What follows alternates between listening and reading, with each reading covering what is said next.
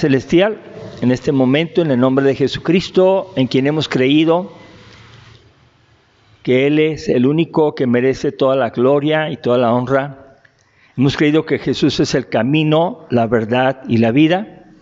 Hemos creído que solo Él nos puede llevar a ti, oh Padre Celestial, porque Jesús es Dios, Jesús está inmerso en la Trinidad. Y gracias Dios porque dio su vida para salvarnos. Te pedimos que nos des un corazón sencillo y que podamos escuchar tu palabra, verla, quien pueda verla en la Biblia misma, y que podamos ser dirigidos por tu Espíritu Santo para comprenderla. Señor, de antemano te pedimos que perdones nuestros pecados, que quites cualquier rasgo de orgullo, cualquier cosa que nos haga pensar que lo sabemos todo. Haznos, Señor, sencillos, humildes, para que te adoremos así y vivamos de tal forma que te agrademos en todo. Este es el momento para recibir tu palabra y te suplicamos tu dirección en el nombre de nuestro Señor y Salvador Jesucristo. Amén. Amén. Bueno, gracias a Dios, hermanos, vamos a seguir estudiando un tema que se llama el libro de Efesios. Y el libro de Efesios, voy a decir otra vez, es Pablo quien lo está escribiendo a través del Espíritu Santo, obviamente, pero Efesios está en Asia, y en Asia no hay vergüenza para la inmoralidad sexual. Allá no se asustan como nos asustamos acá en México acerca de tener relaciones, de tener lo que sea, infidelidades. Ellos inclusive lo ven como algo necesario, como quien dice quiero estornudar y estornuda. Ese ambiente histórico que ustedes pueden leer hace que Pablo tenga que enseñar las verdades, y curiosamente la iglesia de ahora estamos viviendo casi lo mismo, donde cada cabeza es un mundo, cada quien piensa lo que quiere ser y hacer. Inclusive te obligan, por no decirlo así, amablemente, para que respetes a las personas que no piensan como tú en relación con la sexualidad, y te dicen, aguanta, ¿verdad? Y uno tiene que pensar en la fidelidad a Dios y luego pensar quiénes somos. El tema del estudio de hoy se llama motivos bíblicos para vivir correctamente. Motivos bíblicos para vivir correctamente. Bueno, para empezar, la Biblia es la única que puede dar los motivos correctos para que nosotros optemos por vivir como Él quiere. El diseño divino para la vida de una persona, para la creación humana que Él hizo, está perfectamente en la Biblia, y nosotros tenemos que aprender. Por eso Pablo tiene que enseñar a los de Asia y tiene que decirle, no es como ustedes piensan. A ver, piensen como Dios quiere que piensen. Entonces no se crean de aquellos que andan por el mundo ahora asistiendo a congregaciones y que dicen, no hay problema, si él quiere ser así, que lo sea, si ella quiere ser así, que lo sea. Tú simplemente haz tu trabajo. No se crean de esas personas. Y vamos a ver esto que está aquí como una necesidad en Efesios 5, 1 al 20, y estaremos revisando versículos de manera corta para poder, esperamos en Dios, dejar tiempo más a la oración. Inicio compartiendo una afirmación que leí y me parece vital para la vida cristiana. La buena conducta surge de la buena doctrina. Nadie puede tener buena conducta si no tiene buena doctrina. Y lo que una persona piensa, lo que una persona cree, es lo que define su comportamiento. Por eso hay personas que son raras porque hacen lo que bien quieren. Y dice uno, eso no lo dice la Biblia, ¿por qué lo hacen? Pero pues es la doctrina que le enseñaron, ¿verdad? Hay personas que ven demonios en las paredes, en los perros, en todo ven demonios. Y eso es lo que les enseñaron. Entonces ellos están asustados y constantemente ungiendo las paredes y orando por esas situaciones que les da temor, porque así los enseñaron. Sin embargo, su comportamiento es un comportamiento extraño, porque cuando llegan a tu casa y tú les cuentas algún problemita, ellos dicen, tu casa está poseída, hay que hacer una oración para liberarla. Y eso, hermanos, no está en la doctrina de la palabra, la sana doctrina. Entonces, por lo tanto, La conducta de uno tiene que ver con lo que creemos. Si yo creo una cosa, lo voy a vivir. Y tengo que creer bien para vivir bien. Ahora, bien de acuerdo a Dios, no bien de acuerdo a tal hermano, tal hermana, a tal denominación, no. Sino es buena conducta, de buena doctrina. Recordemos que debemos ser imitadores de Dios, lo que hemos estado estudiando antes. Debemos apartarnos de las inmoralidades sexuales, de inmundicia o avaricia. Debemos hablar con acciones de gracias y no hablar con malas palabras, porque la iglesia es la nueva sociedad. Debemos adoptar nuevos valores y vestirnos con las nuevas vestiduras en Cristo, y entonces seremos hijos de luz en Cristo.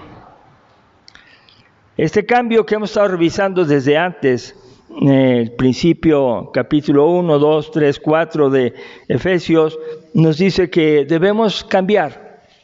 Ahora, aquí nadie está obligado a cambiar, porque nadie va a cambiar porque un ser humano le diga. Bueno, hay personas que sí, por conveniencia, ¿no? Pero en realidad quien nos está tratando de reeducar y de enseñar es Dios, a través de su Espíritu Santo y su palabra. Entonces cada uno de nosotros tiene que pensar, ¿por qué debo cambiar? ¿Por qué debo cambiar? ¿Por qué debo dejar de ser como soy? Y miren, todos tenemos dos cosas que nos guían en la vida. Una es la conciencia. Tu conciencia te dice algo. Te da una situación así como una alerta. Y también el Espíritu Santo, para los que somos cristianos, nos dice, esto es lo que yo quiero que hagas. Entonces, nadie es absolutamente perfecto y por lo tanto tenemos que aprender cómo hay motivos para vivir una vida cristiana. Y los vamos a decir. Estos motivos bíblicos son 4 que enumera nuestro hermano Stott y los comenta así enumerados para vivir correctamente. Se exponen en este libro de Efesios por el apóstol Pablo. La primera que vamos a ver el día de hoy, la certeza del juicio, Efesios 5, 5 al 7. La segunda, el fruto de la luz, Efesios 5, 8 al 14. El tercero, la naturaleza de la sabiduría, Efesios 5, 15 al 17. Y el cuarto motivo es la plenitud del Espíritu Santo, Efesios 5, 18 al 31. Hoy vamos a empezar solamente a ver el primero, la certeza del juicio. Y dice así en Efesios 5, 5, porque sabéis esto, que ningún fornicario o inmundo o avaro que es idólatra tiene herencia en el reino de Cristo y de Dios. ¿Por qué sabéis esto? Miren, Dios no quiere que seamos ignorantes. Y así como nos superamos en la vida para saber muchas cosas, ¿verdad? Aprendemos mucho para sacar beneficio de la vida y desarrollarnos bien. También tenemos que aprender lo que dice aquí. ¿Sabéis esto? Esto es lo que hay que saber. Es claro que ningún fornicario, ninguna persona que sea inmunda o avaro, que son idólatras, tiene herencia en el reino de Cristo y de Dios. ¿Por qué estoy motivado para tener una buena conducta? Una buena vida. ¿Por qué? Porque quiero tener herencia con Dios. Porque quiero estar con Él. Y aquí me está diciendo claramente que estas personas que practican la fornicación. Y la fornicación es tener vida sexual sin el matrimonio.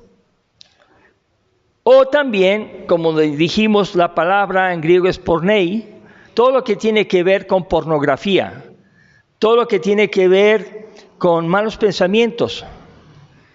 Y eso es algo grave que se está normalizando. Cuando digo normalizando, es que ya prácticamente nadie se asusta de esas imágenes o de los programas o de las películas que muestran al ser humano de manera pues como descubierta. Pero lo curioso es que ya no solamente hablan del sexo, hablan de la perversión del sexo. Y entonces los fornicarios, los inmundos, todos aquellos que su vida es una cosa sucia, una cosa que está también pervertida en su carácter, en sus relaciones, no tiene paz, es una persona que siempre da problemas, pues tampoco van a estar en el reino del Señor y de Cristo, ni los avaros, que son los que quieren todo para ellos. Los que dicen, aún esa persona la voy a usar para mi beneficio, ¿no? La voy a usar. Y son personas que sacan beneficio de cualquier cosa. Y no tratan a las personas que no se van a beneficiar de ellas.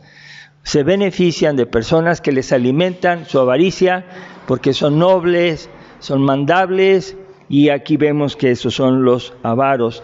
Y todo eso tiene que ver con la idolatría, porque quien ama el dinero, quien ama el sexo, quien ama la comodidad, dejando de amar a Dios, es un idólatra.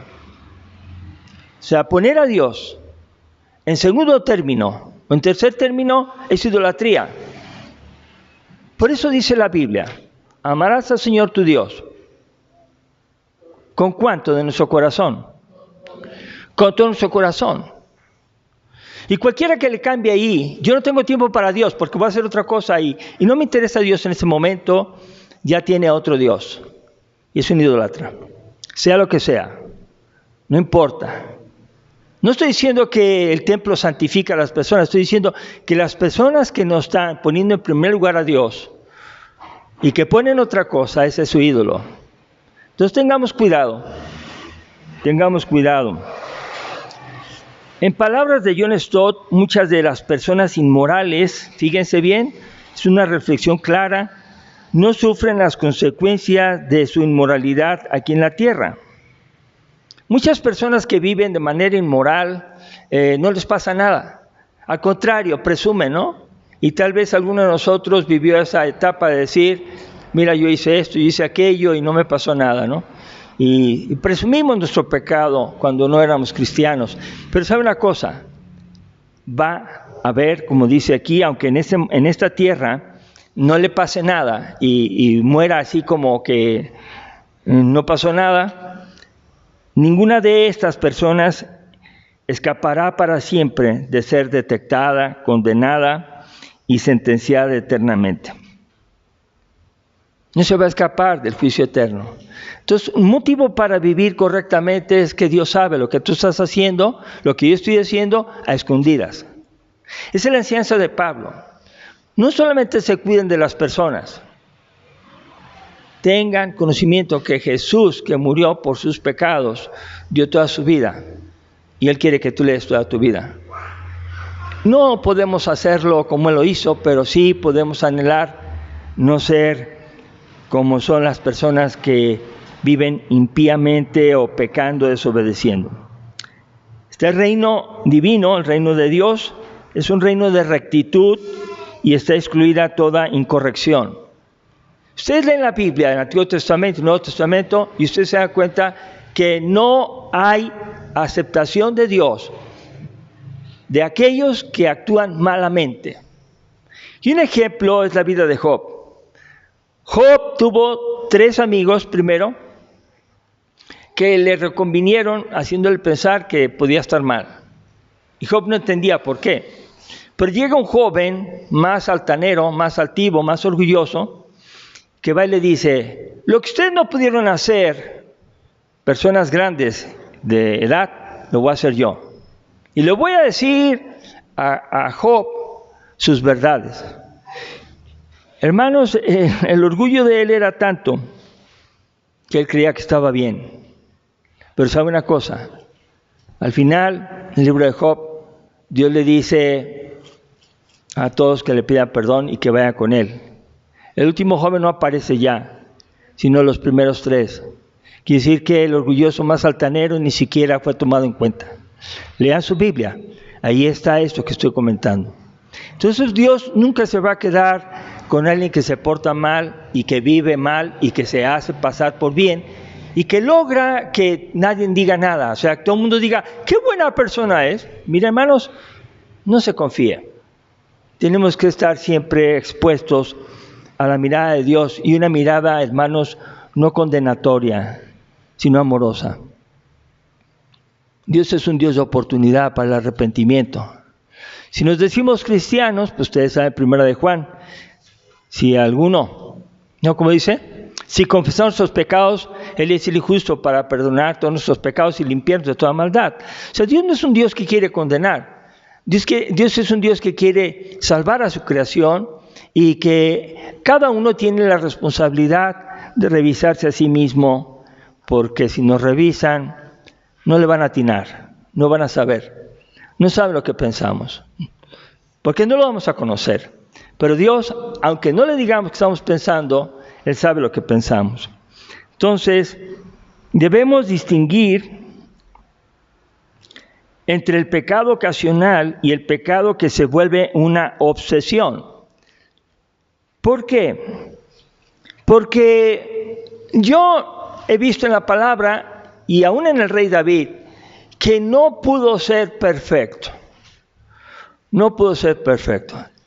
Y en 2 de Samuel, capítulo número 22, donde leímos el cántico de David que hizo para darle gracias a Dios y exaltar el poder de Dios y la victoria de Dios sobre él, ese pasaje, que es el cántico de David por la victoria, él deja de verse a sí mismo como pecador porque se ha arrepentido y no se ocupa de él. Y no está traumado. Está exaltando la grandeza de Dios. Y los cristianos tenemos que aprender a ver la grandeza de Dios y no estar revolviendo el pecado y masticándolo como si fuéramos vacas que comen y luego rumían, regresan la comida y vuelven a masticarla. Eso es lo que hacen las vacas, rumiar. Y nosotros tenemos que ser así. Tenemos simplemente que creer que Dios nos perdona y tenemos que adorarle, bendecirle, cantarle, exaltarlo, vivir mejor, vivir como dice correctamente. Pero no lo vamos a poder hacer si estamos piensa y piensa en nuestro mal pasado. Tenemos que arrepentirnos, hermanos. Y bueno, vuelvo a lo mismo. Si alguno no se ha convertido, pues es difícil que pueda hacer estas tareas. No puede tener esa humildad. Y al contrario va a decir, a mí no me cuenten con eso. Yo tengo otra manera de pensar. No hay eso. El mensaje de Jesús es un mensaje para victoria sobre el pecado. Debemos evitar toda presunción de la seguridad de la salvación para seguir pecando. Miren, una persona habla con su vida si tiene o no la salvación por sus hechos, por sus palabras, por su conducta, por cómo piensa, cómo escribe, cómo se relaciona con el mundo, con la familia. Usted y yo podemos decir que somos cristianos y que tenemos la seguridad de la salvación, pero el apóstol Pablo es tan claro que dice, hey, ¿seguiremos pecando? ¿Perseveraremos en el pecado para que la gracia abunde? O sea, ¿nos mantendremos pecando? ¿Al cabo Dios es un Dios que nos asegura la salvación? Claro que no. Claro que no. Yo debo vivir como cristiano, como dice la Biblia, buscando hacer el bien a todos, aunque ingratamente sea tratado. Eso no te da. Las circunstancias no definen tu comportamiento. El Señor, Dios Todopoderoso, en Cristo Jesús, por su Espíritu Santo y su palabra, nos define nuestro comportamiento de vida. Entonces, nosotros somos personas extrañas y raras a las personas. Somos extraños. No les caemos bien. No les caemos bien si les damos la contra. Si queremos ser fieles al Señor, no les caemos bien. Pero si participas, pues vas a ser una persona sensatamente aceptada. No importa tu religión. Entonces, nuestras obras nos identifican de qué reino somos. ¿Somos del reino de Dios? Pues que se note. No es nada obligatorio, ni forzoso, ni es cansado. Si yo soy del reino de Dios, vivo amando, perdonando, orando, ayudando, sirviendo, y no hago acepción de personas. Y busco en qué me puede usar el Señor. Y no solamente soy un dedo que no tiene sensibilidad, pegado, sino es un dedo que ayuda al resto de la mano y participa. Y no se avergüenza de ser un dedo pequeño. Está feliz de tener sensibilidad. Y un cristiano, no importa qué tamaño sea, no importa cuánto sepa o cuánto pueda hacer, sino su corazón está en ayudar al cuerpo de Cristo. Ahí está. Entonces, en Efesios 5:6 dice, no nos dejemos engañar. La razón es que hay muchos engañadores. En el tiempo de Pablo eran los gnósticos, el universalismo y ahora más reciente la nueva era y muchas otras corrientes. No nos dejemos engañar. Miren, el engaño trabaja así. Adán y Eva, muy fácil. Eva se decidió a escuchar a la serpiente antigua y platicó con ella, cosa que no debía haber hecho. ¿Por qué no debía haber hecho? Porque el tema que tocó era un tema mentiroso. Dios le había dicho a Adán, de todos los árboles del huerto podrás comer, menos de uno, el árbol de la ciencia del bien y del mal. Desde ahí Eva ya sabía. ¿Por qué lo contesta? Y Satanás le dice, no te va a pasar nada. Tú come. Y desde ahí dice, no, es que Dios dijo esto. Ahora, Dios no habló con Eva. No dice la Biblia, yo no voy a inventar que habló con Eva. Voy a decir que Dios habló con Adán. Y Eva sabía. Entonces la Biblia no dice que habló con Eva, pero sí dice que habló con Adán. Y Eva no le dijo a Adán, obedece el mensaje. Le dijo, come. Y Adán cedió.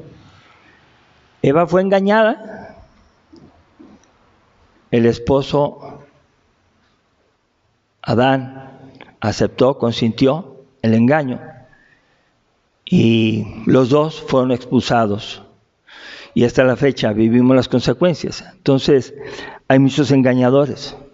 Uno de los engañadores que estamos mencionando ahí en los tiempos de Pablo es los gnósticos, que decían, ustedes cometan cualquier pecado en su cuerpo, cualquier pecado, que su alma no se va a contaminar. Esos eran los gnósticos antiguos.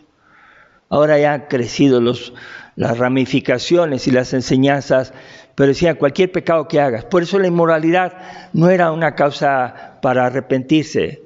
Podían ser inmorales y al alma podían estar muy devotos a Dios, a lo que creyeran. Bueno, es un engaño.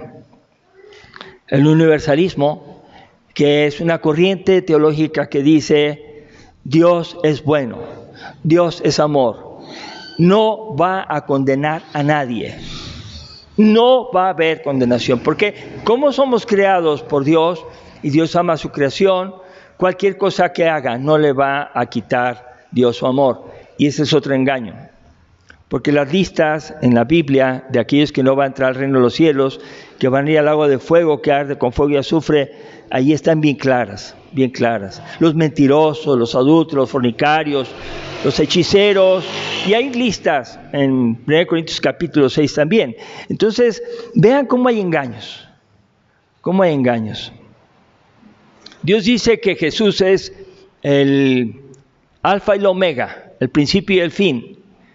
Y todavía hay algunos que dicen, no quiero a Jesucristo, quiero todavía quedarme en Moisés. Bueno, hay engaños y las personas están aceptando el engaño porque no estamos obligados a creer los engaños. Sin embargo, los aceptamos por gusto. Bueno, si nosotros nos dejamos engañar, otro motivo para ser un buen cristiano y tener una buena conducta es los hijos de desobediencia no van a ser salvos. Los hijos de desobediencia no quiere decir que perdieron la salvación. Quiere decir, la creación de Dios, destinada para ser salvos, no obedeció y no creyeron y por lo tanto son hijos de desobediencia. Creación de desobediencia. También hay pasajes de algunos que se consideran cristianos y que pecan. Y también hablan hebreos de la corrección o la disciplina que hace todo padre a su hijo para que se corrija. Es necesaria. Y Dios así también corrige a sus hijos. Entonces podemos uno pensar en que hay riesgo de querer yo vivir en pecado y que nadie se dé cuenta. Ese es el peligro que tenían los de Efesio. Y estaremos bajo la ira de Dios también. O sea, no solamente vamos a ser señalados por Dios, sino estaremos sufriendo las consecuencias de su enojo. En Efesios 5:7 dice así: no seáis pues partícipes de ellos, y no debemos tener comunión con esas personas que practican el pecado. ¿Qué es la comunión? La común unión, es decir, me reúno con las personas y convivo con ellos y tengo el mismo fin de vida, tengo el mismo propósito. Entonces yo pregunto cómo la Biblia dice que no hay comunión entre la luz y las tinieblas. No hay comunión entre Cristo y el Belial, no hay. Entonces algunas personas se vuelven amigos de aquellos que son adversos a la santidad de Dios y que practican todas las diferencias sexuales que hay ahora y son amigos. Y todavía algunos cristianos tienen la sinvergüenzada de decir, trabajan mejor que muchos cristianos. Yo no te puedo decir que no. Te puedo decir, Dios es el que dice que no tengas comunión con ellos. Mejor ora por aquellos que diciendo ser cristianos no rinden como deben de rendir y ten paciencia. Pero hay personas que por la razón de conveniencia los aceptan porque ellos son como un escalón para apoyarse y subir. Y el mundo apoya a los que producen, a los que dan buenos resultados. Y ahora al mundo no le importa quién seas, le importa resultados. Y lo que Dios quiere es que nosotros entendamos. Yo estoy para agradar a Dios y no para agradar sistemas. No estoy para triunfar yo, sino para que triunfe el Evangelio. Y entonces no podemos tener comunión con ellos. Sin embargo, hay que tener una consideración. Nuestra relación con ellos debe ser para comunicarles el Evangelio de nuestro Señor y Salvador Jesucristo, que nos transformará mediante su gracia, arrepentimiento y fe para vida eterna.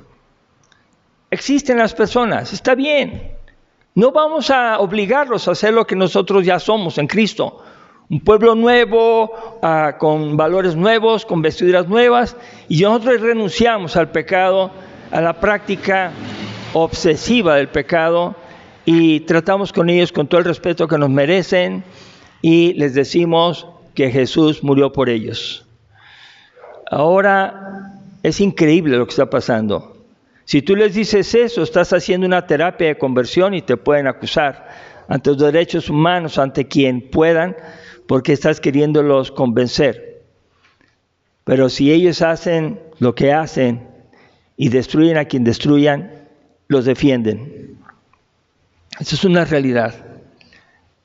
Y uno tiene que pensar y ver qué dice Dios y qué hace el mundo.